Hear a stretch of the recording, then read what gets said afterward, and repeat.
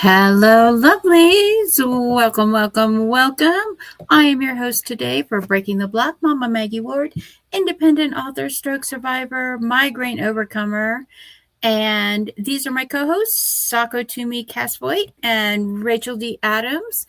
And this is the first day of For the Love of Words Write-a-thon, hosted by Cat Leo, Cat's Chaos Cafe. And if you look in the link in the description, the 12-hour opening stream is actually going to be running all day. And you will see all of us in and out of there too, because indie writers supporting indie writers on AuthorTube is kind of a thing we do here. And on Twitch. And on Twitch. Yep. All right. Sako, would you like to tell us who you are and what you do? Hi, everybody. I am Sako Toomey. Also, I write horror under the name Casvoit. If you want to get a hold of me, you can Google me at Sako Toomey or Casvoit or Psycho Sako, and you will find all of my goodies. I also have a link tree with all of my merch and throw money at me things. And drop me a line sometime. I would love to hear from you. And I'm here, Rachel D. Adams, for my author name and AuthorTube. I'm starting forward with the channel for all my readers. Anybody that's enjoying paranormal romance, urban fantasy, horror, or anything like that. And underneath a huge fantasy umbrella up here, I'm going to be going over stuff there at Rachel D. Adams Author on YouTube. And then I have my regular YouTube. And of course, with Dawn, we are working on the last book in the series of the Dragon Tasker series right now.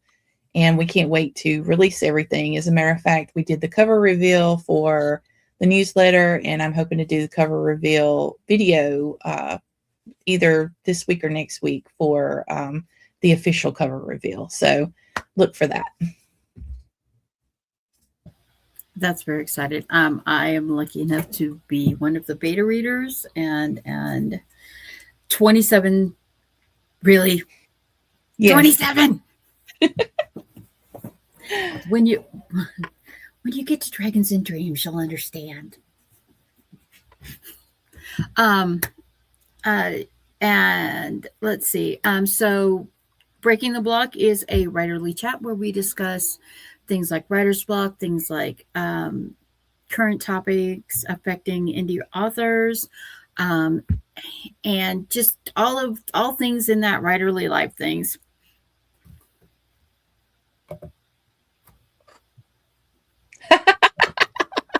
Look, sometimes you have to agree. Sometimes you have to hurt your darlings, right?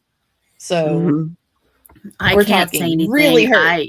How many of my characters do I maim and kill? I can't say anything. So yeah. Hi, I'm Mama Maggie. I murder worlds. If anyone does anyone have any questions? Anything they're struggling with today in the audience?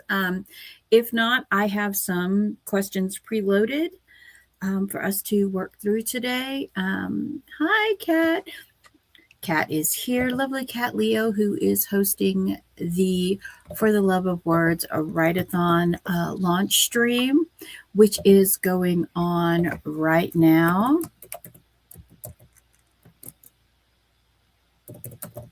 Let me get the link in there. Is that the link? There we go. I'll be joining up later, hopefully. Yeah. Yes. It was a fun morning. It was a fun morning with Rita Slanina, getting things done, and just, yeah. For the Love of Words is a word count challenge, 14,000, 28,000, and 42,000. It works out to writing 500 words a day, 1,000 words a day, or 1,500 words a day, which is a very good place to get yourself worked back into the routine of writing after the chaos of January, Yeah, it's like January day 731, and it's finally over. Small All I have to blessings. say, all I have to say to 2026 is you still have a chance. You still have a chance. 2026. The bar was so low. Please, please. That is true. That is true. It's been a rough 2026 so far. My car is still encased in ice. Yeah, Um, you guys are getting winter. Yeah, Yeah. here in Colorado, it's supposed to, where I live on the prairie in the view of the mountains, it's supposed to be 60 degrees today. mhm. It's 18 here. So Yeah, you guys are getting all the winter meant for me. -7 this morning. ooh, And we You know, still have like ice. yeah, we here's got it. lucky. So far it's not been ice, it's been snow. And it's been very fluffy snow. You guys So are Very all getting, good. Very good. We got straight up ice. And the there are Carolinas all are kinds. Yeah, the Carolinas got slammed yesterday. yeah, I'm so glad we weren't on the Outer Banks because Oh, we're like Scott, 45 minutes inland. So that helps it out. was crazy. and my daughter in Virginia Beach, TDM was in Virginia Beach, and she was watching it, and she's like, we're just getting like freezing rain. We're not getting, which is the worst thing to get. Mm-hmm. Which is what we And- got. We got like 2 inches of snow and then just ice. And at which turned the snow underneath into ice. I have to Yeah. take a sledgehammer to, and I just haven't had the spoons for it. Sorry. Yeah.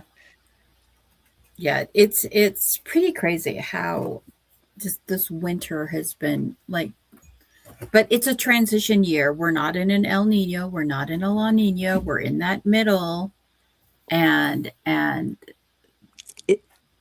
It's no secret that I am a witch and happy in bulk. Yay, sunlight. Yay. You know, yay, transition of winter into, the days are going to start getting longer and, the harvests will come. yeah, for in bulk, I actually posted a. I've been trying to do this. It got suggested a few weeks ago, and I have been trying to do this for like I've made 2 different recordings, and my editing software was having none of it.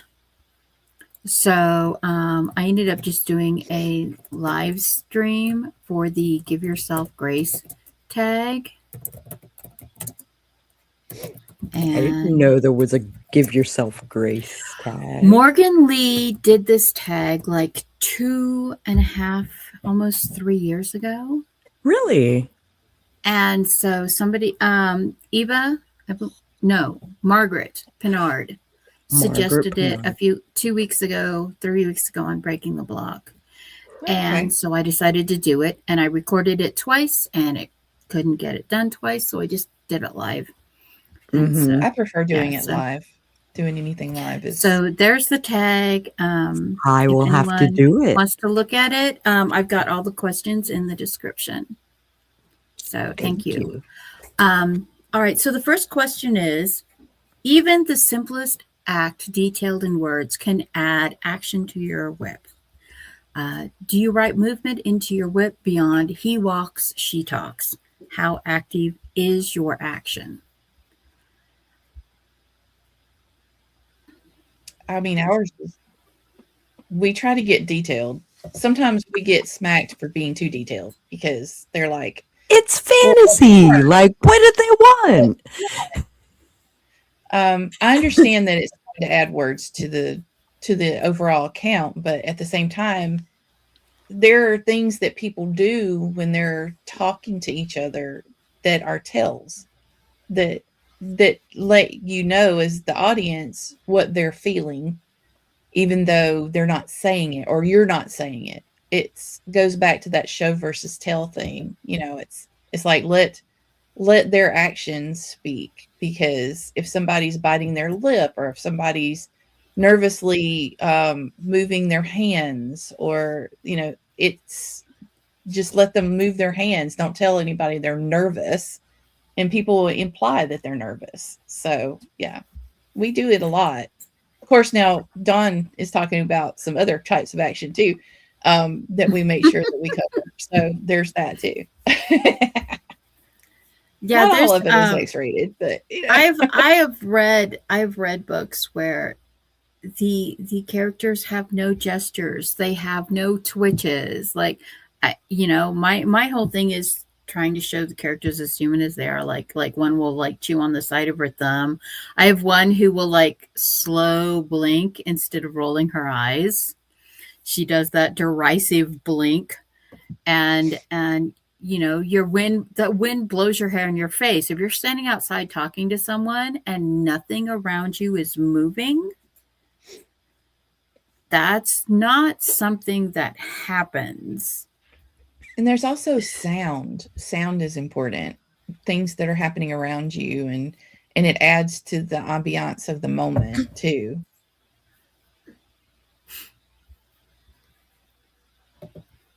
Yeah, Gabriel runs the bridge of his nose. Yeah, rubs the bridge of his nose. I have a character, Yuri, who when he was restored to having a body from being a dust ghost, he used to have a scar on the left side of his face, like they almost like cut his eye out.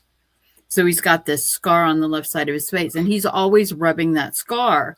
Well, then when he loses his body and then gets his body restored, he still rubs above his left eyebrow where the scar used to be, but there's no scar there anymore.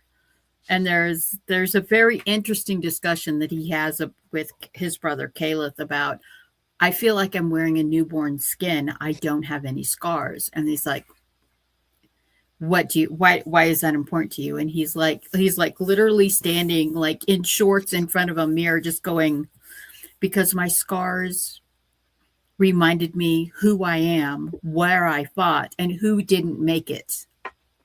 Yeah. Because, he spent almost 1,000 years fighting a war. So it's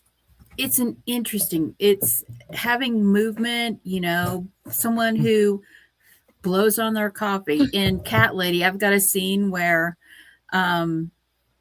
Babs is in Theodora's house, and she has to like go to get a cat hair off her tongue because there's a cat hair in her tea.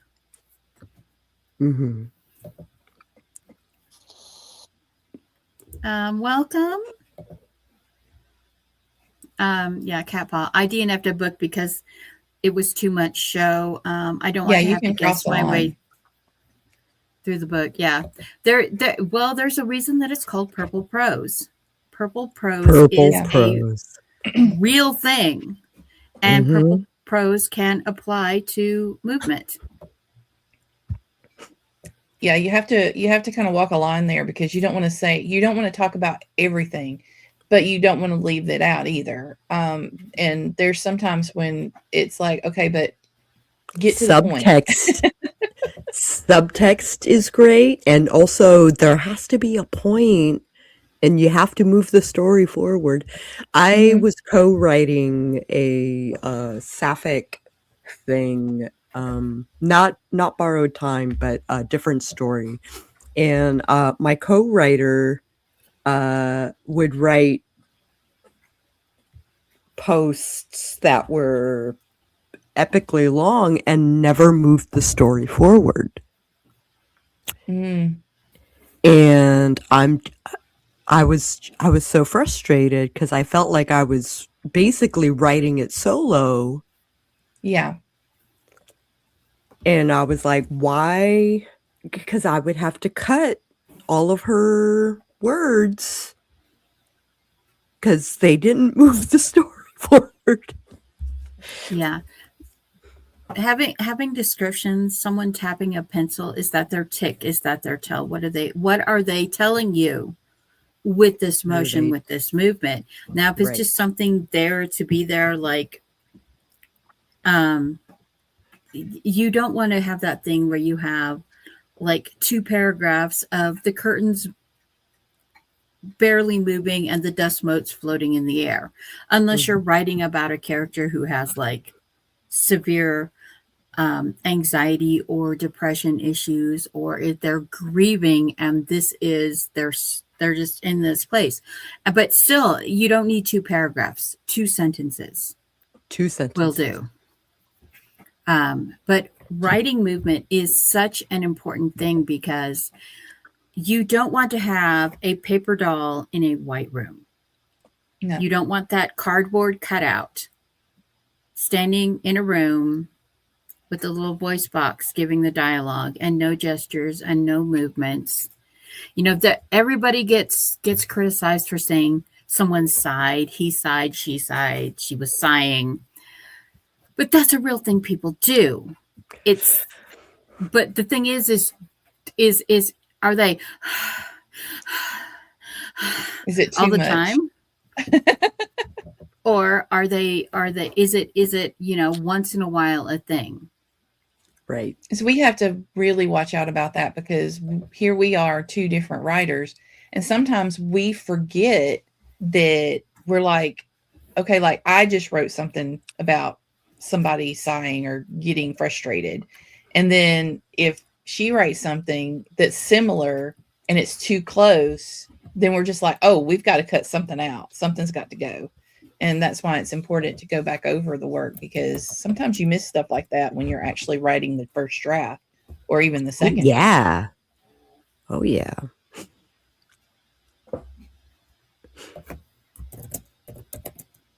Hey, James. Hi, James. Jocelyn came in. Hello, hello. Hey, Jocelyn. Hey, Um, James.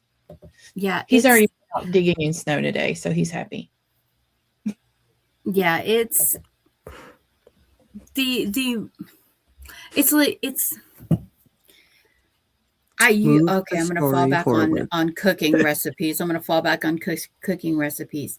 Having motion in your book, things moving around them, the characters actually moving. This is a different level of I don't want to say spice because you can't say spice because spice now means a different thing in writing.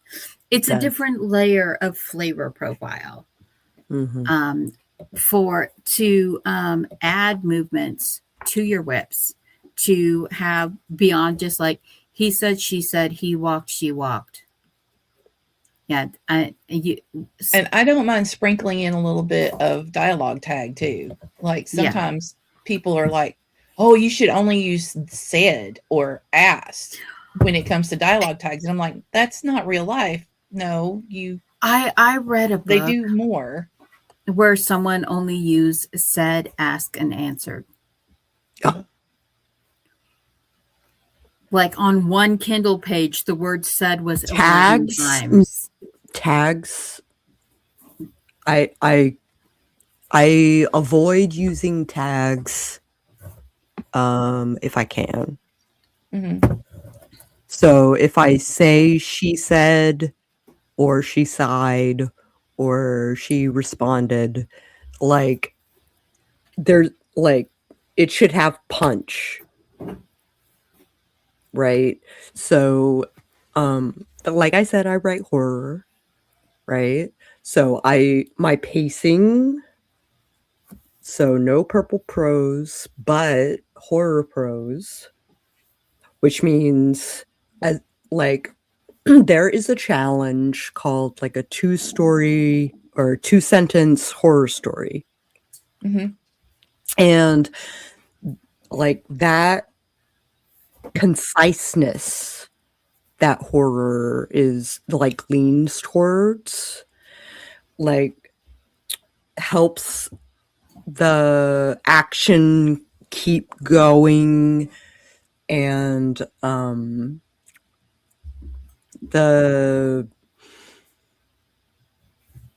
the story moves forward.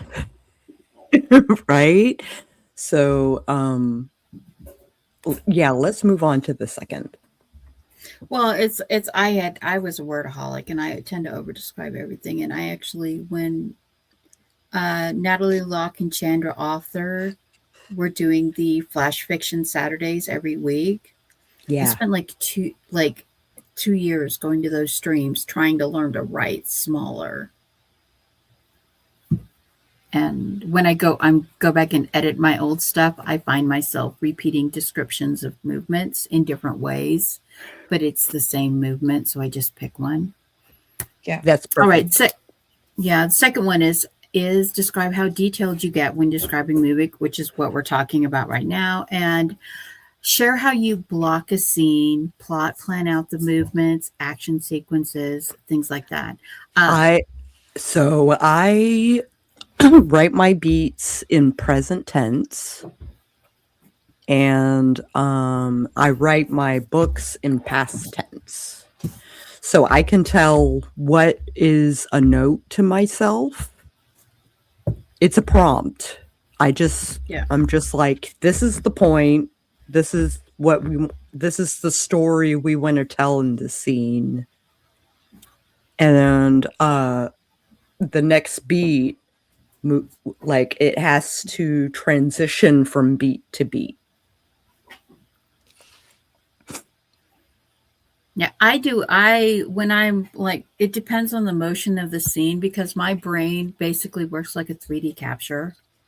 And literally, I have like 3D constructs of my sets, and my characters move through them like a video game or an animation. I see the movement like a movie in my head.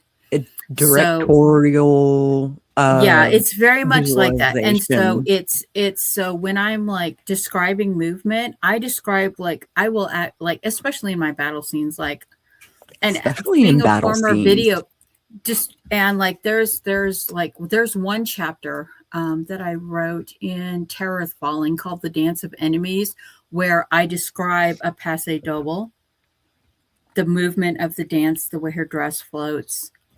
And it's this very aggressive dance. And they're having a very aggressive discussion about whether or not they're going to have a war. And it's the Oracle and the Dark Prince, and they're having this discussion about, are we going to have this war?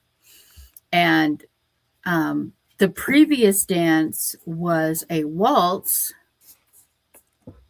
and they were having and during the waltz, they were having the discussion about why Damien chose to go back to being the conqueror, and when he had lived a couple of lives as a compassionate, benevolent ruler.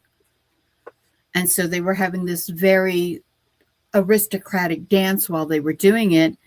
And then when the music changed, the tone of their discussion changed. And so I mirrored that. And those scenes have a lot of movement. The fight scenes that I write have a lot of movement, and I block them out like bullet points. This, they're going to do this movement, this movement, this movement, this movement, the flow of that. But it's because I can see them in my head. I see them in my head like I'm playing a video game. But there are writers who have aphantasia, which means they can't see the pictures in their head. Yeah. They just see the words on the page. Yeah. Right. Like Morgan Hazelwood, for instance. There's actually an episode of Shannon Huston. She does not see the things. She has aphantasia. Yeah. Yeah, I had never heard of aphantasia until I became part of AuthorTube. So I didn't realize that was the thing. I thought everybody could see. I thought everybody could see the movie in their head. Because I don't even block things. So if I know there's going to be a fight scene, I just like, hey, there's going to be a fight scene, and just leave it there. And then I go back and then I write the fight scene the way I see it happening in my head. So I'll write the basics and then I'll fluff it as I go back and fluff up the basics of the Mhm. movement that I see happening. And if there's something very important that's supposed to happen at a specific point in that, then I make sure that I've highlighted it or, left a note for myself. Hey, there's, this is where this happens. And then Mhm. I go back. But yeah, I see things in my head too. And I know that I've met one other person that doesn't. And what they do is sometimes they will actually go and I've done this too, watch a scene from a movie and then take Mhm. notes as to what they think that should happen because based on a good fight scene that they see in a movie or something, and then they write that out, and then they just shift a few things within that fight scene because they can't see it playing out in their head, so Yeah. they have They to use illustrate logic. it one way or another. Yeah. Mhm. And there's a lot of different things you can do to like work around that kind of a writer's block, because if you can't see something exactly as it is, like if you cannot see the layout of your town, there's a lot of different things like Encarta that you can go to and make a map. You can go to real places and make maps. If you're writing in a real place, you can go to Google Earth and go to Google Yes. Maps, drop the little icon there, and literally use the little icon to walk around the place that you're writing. Street view. And Rita it's from Street view Rita's is Cauldron great. uses graph paper, and she yeah, writes it, draws it out in graph paper. I just lost my train of thought. I draw a map whenever I am penciling like a comic. I will draw a map of the room and then have little circles where the characters are supposed to be. So I know where the light is coming from. I know where proximity is, like from point A to point B would be like 6 feet, stuff like that. And yeah. it's so helpful in my writing career. And the other thing is when you're describing movements and stuff, you have to be aware of distances. Mm-hmm. Like if somebody is standing, like you're standing in front of the bakery and they're standing in front of the sheriff's office, you are not going to throw a baseball and hit them because the bakery is a quarter to half of a mile. It's like a half of a mile from the sheriff's office. Right. And so if you're standing like in a room with someone and you swing your arm at, well, if they are right next to you, you're going to smack them by mistake. So friendly fire. Yeah, and like knocking things over, like you knock over a cup, you knock over a table, you trip over something on the floor. These are all movements that occur in a three-dimensional space, and so you have to be aware of the space that you're writing in. Like if you always say you go through the door on the left, and the door on the left is the office, the kitchen, the closet, the door to the downstairs. Do you only have doors on the left side of your house that go to different places? Is there no doors on the right? Is it what is it? The one hall in Harry Potter where the staircases move, Gryffindor, where the staircases are always moving.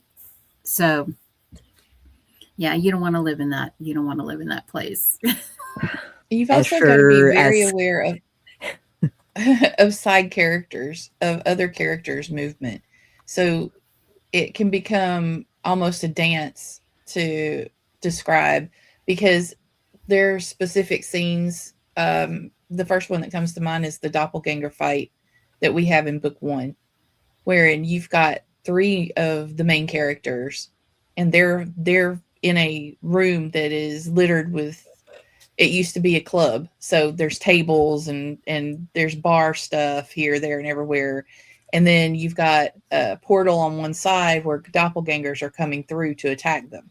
So you have to be aware of all of the obstacles that keep them from just waylaying things, because they could hit somebody else, and or they can't do things like it's difficult for them to shoot. They've got to be careful about where they shoot, how they aim, things like that. The tables friendly that are fire. in the way. Yeah. That's a very good scene, by the way. That is a really good scene. I give credit to I have to give credit to Marvel on that one, because I loved Luke Cage. Not a lot of people give credit to that series that they did, and the fight scenes. A lot of Largros's fight scenes come from Luke Cage, because he uses a lot of the island martial arts, so it becomes almost a dance when he does it. So yeah.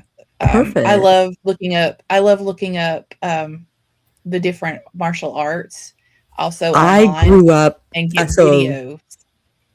I grew up with martial arts, and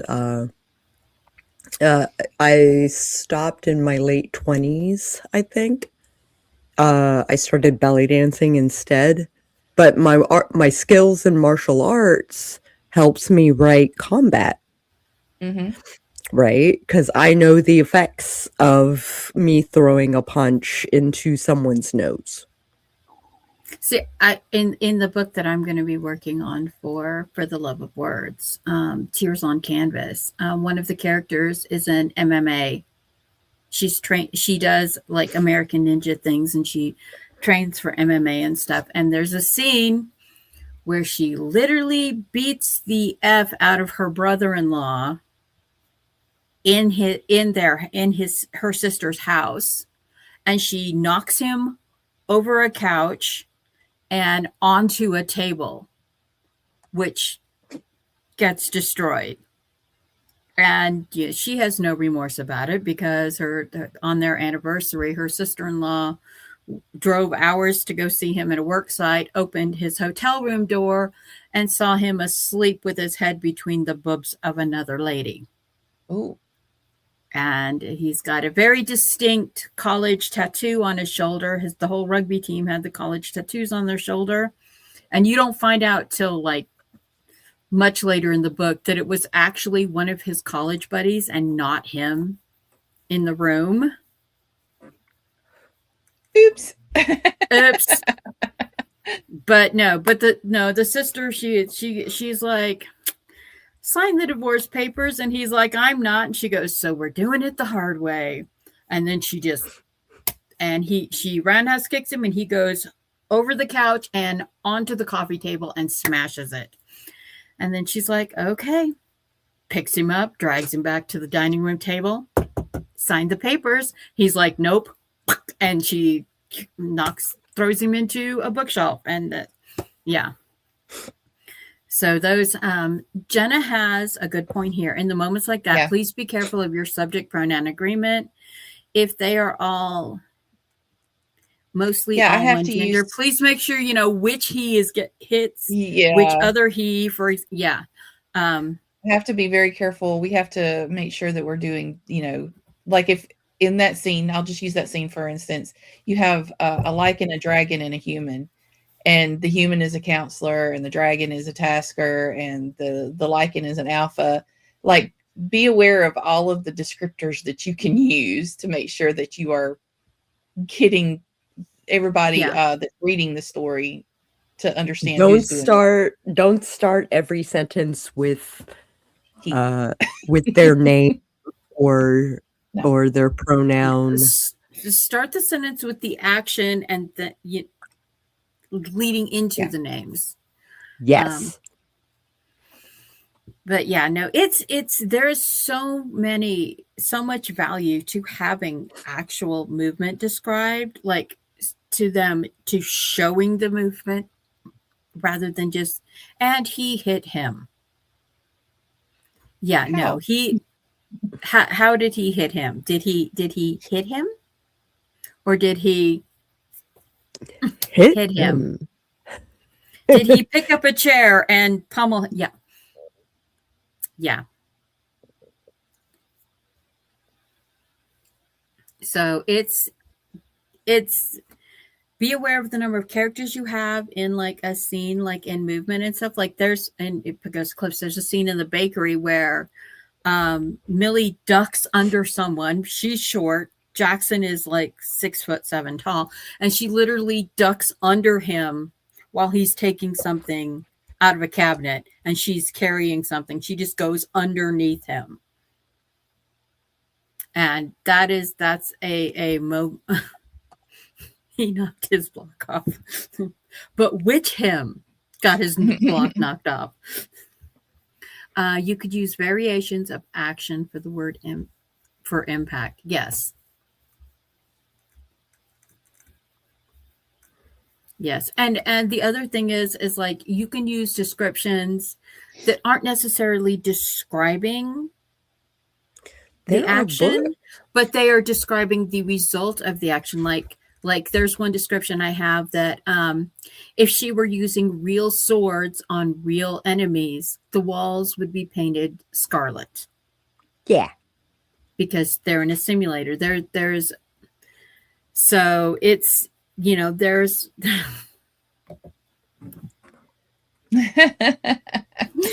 comic books. Kapow. What is it? Kapow? Is that the one? Mm-hmm. Yeah. Yeah. Yeah. Kapow. Struck them across the lips. And then something everybody that knows Marvel stink.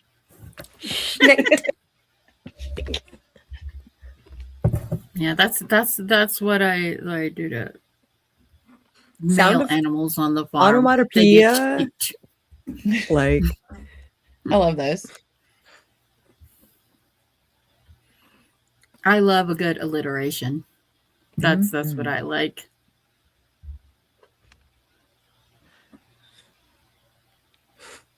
I accidentally hit one last night in one of the scenes, and I was like, should I leave it?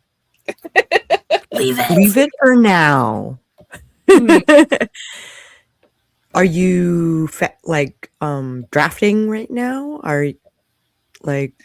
We're actually in the middle of revisions, but the thing is, like, we're writing certain scenes that we feel either they didn't have enough to them, or we didn't get this particular scene in until we realized, oh, you know what would work really well there, and then we add it.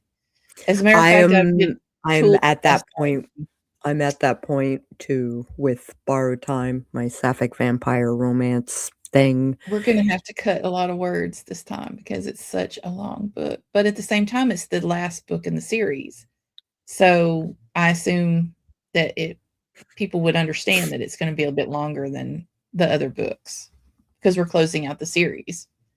Right. So the last book is always the thickest, right? Yeah. Yeah. Because we want to make sure that all of the different plot lines that we've got working, because we have a chorus of characters. Right.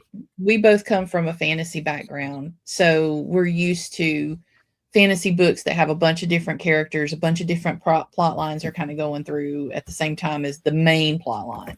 And right. So we want to make sure that we give everybody the ending, or tie everything up properly for each character. And that takes a bit. Sorry, the doggos wanted back inside and hubby is still asleep, so I just sprint to the door. You're fine. Yeah. And this is what we were talking about. I'm slagging on putting up the questions because we're ending up in the discussion, and I'm like, oh yeah, I have a question for that about the movement in the environment. And I think that's something that because we grew up with cinema and we grew up with video games, we're used to things going on in the background, screens lighting and blinking, and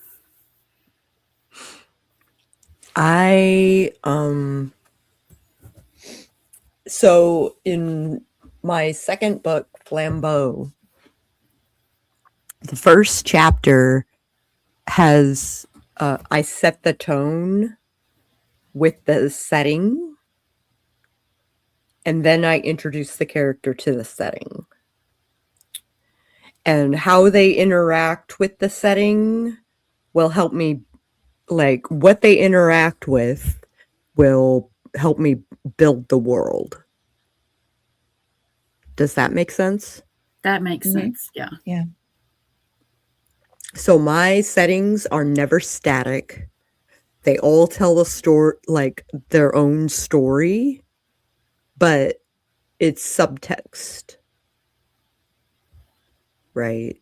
I have a story, like a serial that I'm working on, where a master mage, like they were a drug addict and now they're detoxing. So they go to to the shadow realm to go into rehab. You know, he's basically in a room with like peeling wallpaper, vintage wallpaper, and dim lights, and a musty smell, and he's chained to the bed. So what's the next thing he does? He tries to get out. He tries to escape the handcuff to the bed. And his interacting with this room is magical, right? So any damage that he tries to do to the room will be reversed immediately. There's a time effect on the room. So the background, the setting, sometimes you can just start with the character and then whatever they interact with you develop.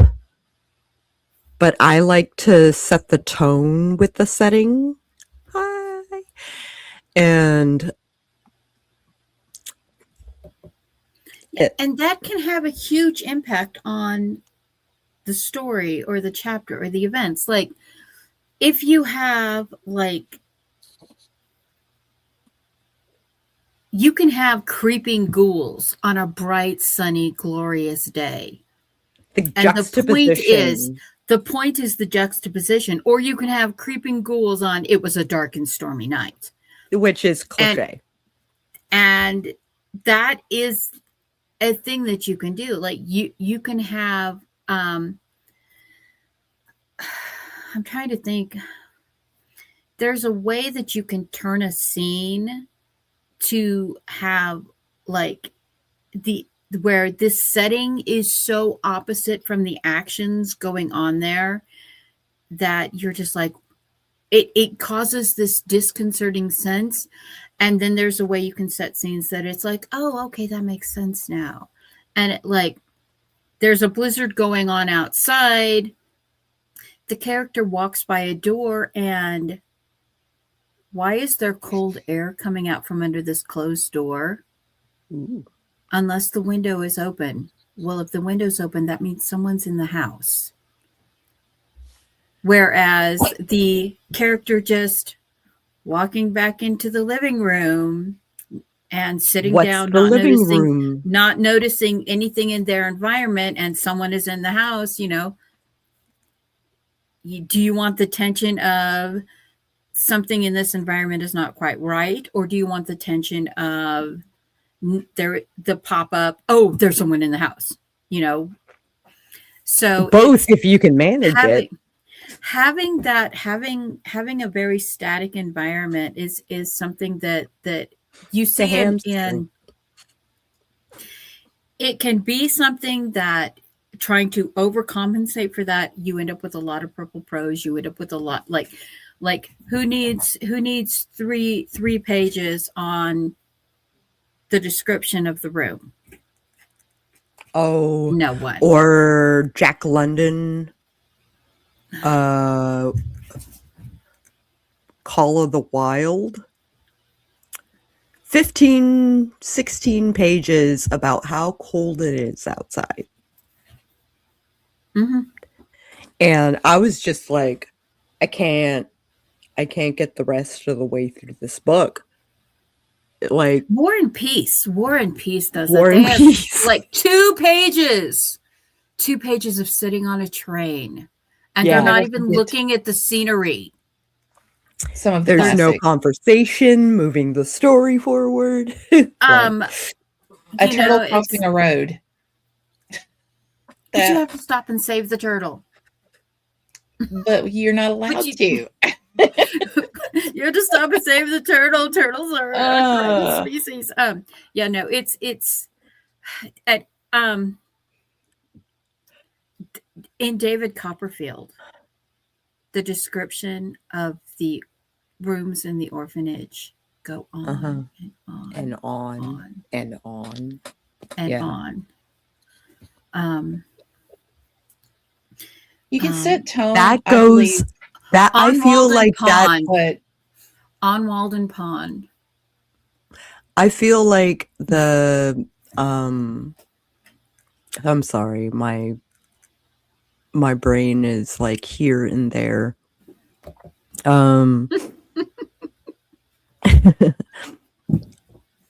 my You list don't runs need mine 2 back. That's the pages of reason I mentioned it. description. So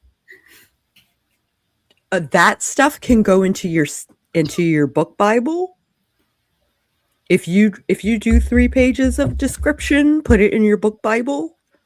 So you can pull bits and pieces of it that you really liked about Yeah. what you wrote and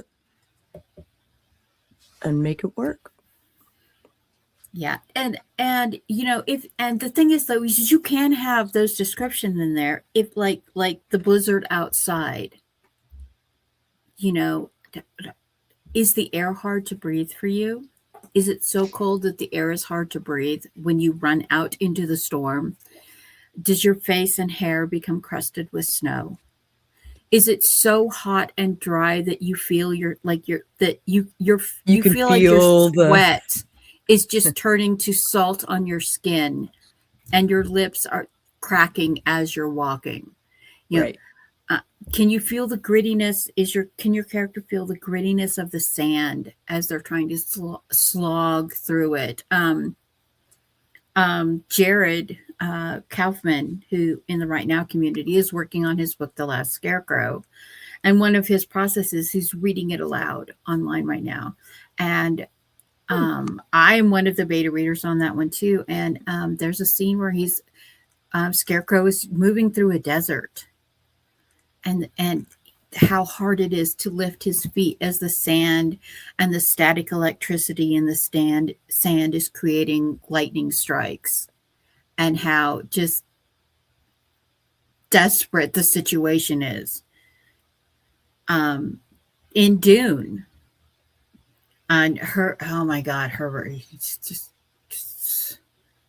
compressed.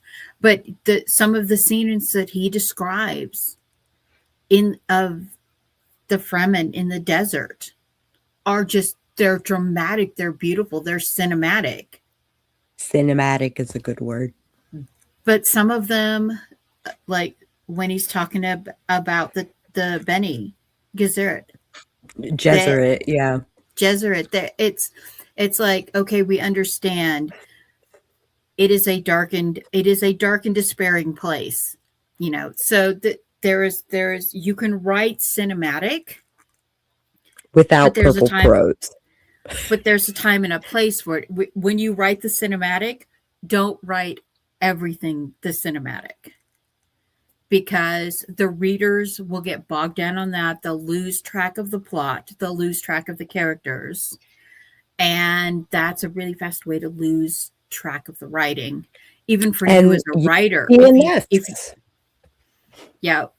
If you want to be a me and have a 50,000 word document just describing everything in Relic of Time War that you can describe, yeah, that's fine. You don't have to put it in the actual books. Right. Since you mentioned cinematic, though, I would like to mention a couple of things that stood out to me. If you want some good examples of how to set the tone of your work, a lot of times you can look into cinema for the first scenes of the movie and they usually do a really good job visually setting the tone, and you can translate that into writing. The first one that comes to mind is Underworld. The very Oh first scene yeah. when she lands in that world, you got it. You understand what kind of world you're looking at. Yes. And then I'll go all the way back to Jurassic Park, the original movie. It sets itself up immediately as a horror, which was Yeah. what it originally intended The to be. I book know that it the changed. book Um, is much more in line with the original scene than the movies. yes. So the movies progressively get different and become different than the original books. The books were definitely more horror leaning. And that first movie, the very first scene of that movie sets it up that way. And so I give props to that. But those are just a couple of examples. Now, what Mama Maggie said is kind of what I did when I was writing the first scene that I'm going to be reading later today for Doppelgangers and Deceit. And that is, you have the main character who is, his mood and everything is in contrast to the regular everyday life that he's walking through, that he's just dealing with what the regular everyday life of most humans are, and then he's walking through it and his mind is on so many other things, including how he doesn't fit in any of it. And Well, so it's such a good juxtaposition, though, to have yeah, like this thing going on. The whole world is moving in one direction, and you're and the moving in a characters move in the completely. other. And yeah, it's like the ability to set a character in a moving, living, breathing environment, and have them actually moving and stuff like that, is incredibly valuable to do with writing, because we don't live in a static world. We don't, and sadly, and I'm going to say this, and yeah, unpopular opinion here, I am not a professional writer or screenwriter. I am an indie author, and this is what I do after my stroke. Unfortunately, we are moving into a place where we are moving back toward this perceptually static world, because people attach into their phone screen. That's all they look at. That's all they see. And we laugh about, oh, somebody stepped into traffic because they were looking at their phone. Well, this is a perception hole. This is a bubble that they built for themselves, and it's in this little thing, and they lose track of the outer world. Now, this can be a great writing device for someone losing track of it, but you don't want all of your characters to exist in that bubble, because like whenever I think about this, the idea for this morning was talking about movement and stuff without like other things, and how important movement is, even unseen movement is. I saw a clip on Reels of the very beginning of A Silent Place 2. Now, the little boy has a toy, and he is deaf.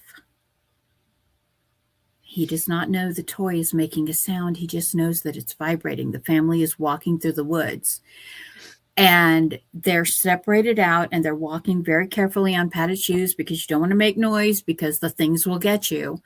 And the little boy's like, oh, it's vibrating.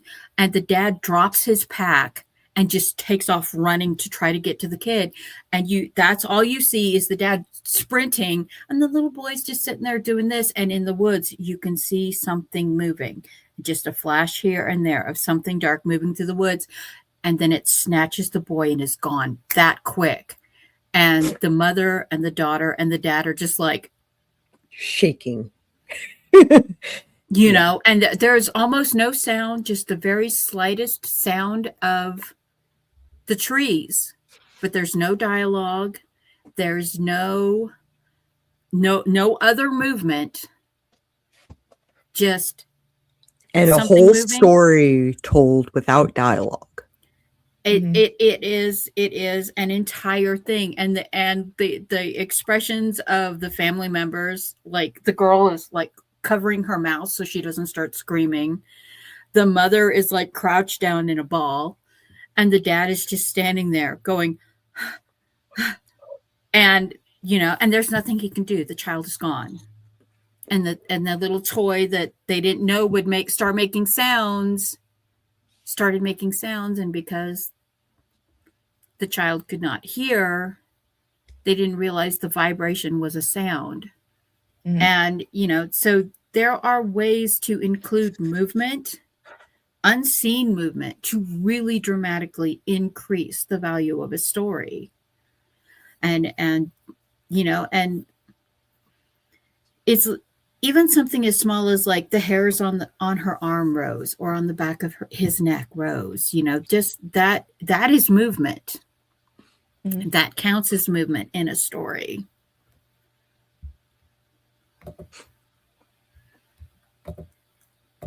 Okay.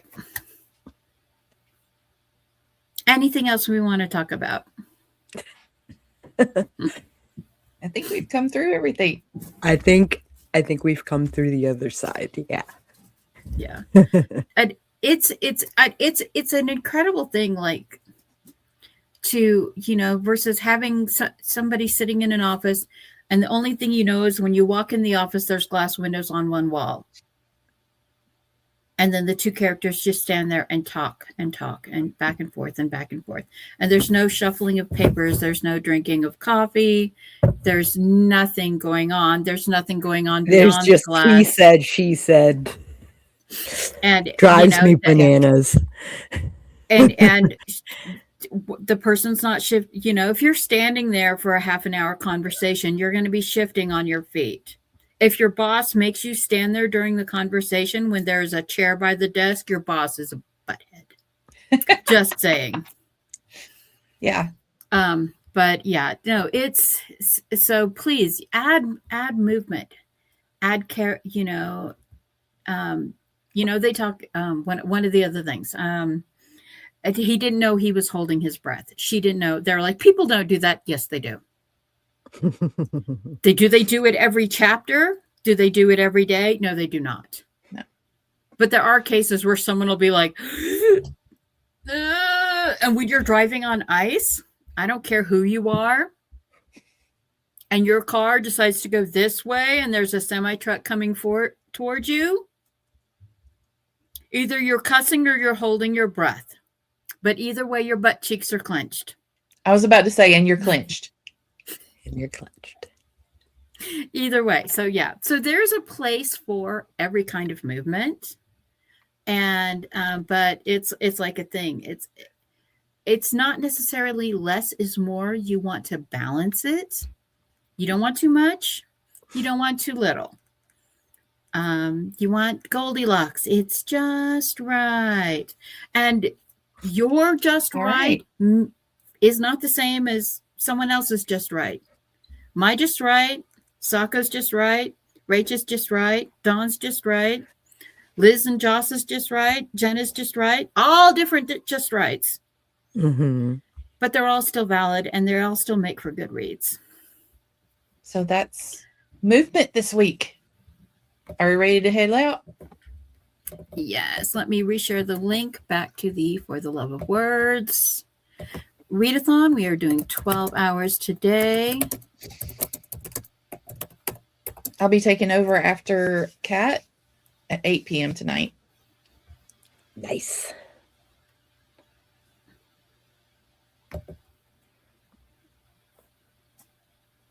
Mm-hmm.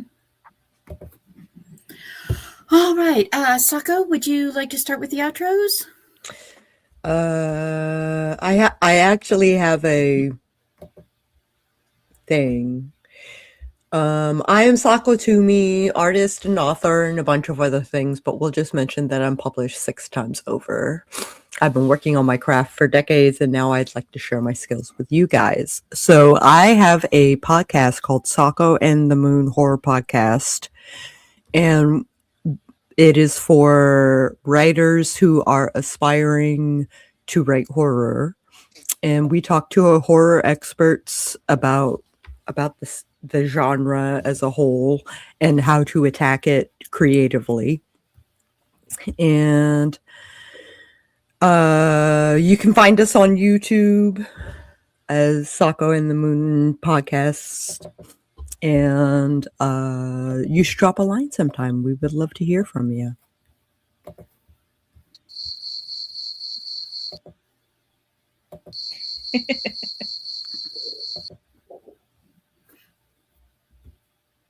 Rach?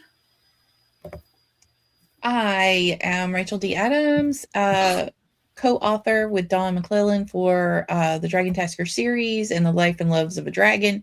I also run Aggressively Helpful Writing Advice on Substack, where I try to hit topics that other people may not hit or may not mention when it comes to a perfect authoring and self-publishing journey. So check that out. And I'm hoping to keep the day busy by hopping into a read my chapters at 1 p.m. on Sundays. And then at 8 p.m. on Sundays, we'll run writing sprints. So catch us there. And I'm your host today, Mama Maggie Ward, stroke survivor, migraine overcomer, and one of the more prolific writers you've never heard of. I am helping Kat Leo with the For the Love of Words Write-a-thon this month. I will be doing streams Tuesdays and pop-ups, not this coming Tuesday because I'm going to the Snow Sculpture Festival, but I will be around throughout this time. And please check out the links in the description below for all of the information on all the words, or For the Love of Words. And we will see you next time. Be blessed and have a very lovely day.